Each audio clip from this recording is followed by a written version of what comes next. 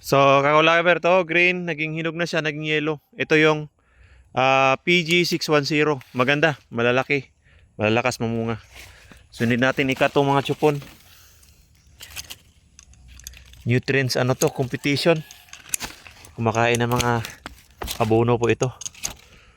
Kailangan tinatanggal to. Sinasaga dito, nililinis talaga. Mga kakulaber.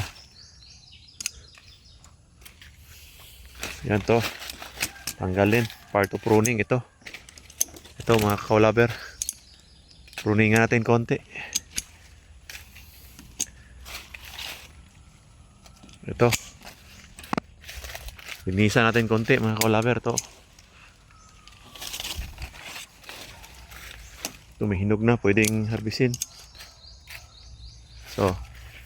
Konting linis lang sa ilalim. Mga patay-patay yan.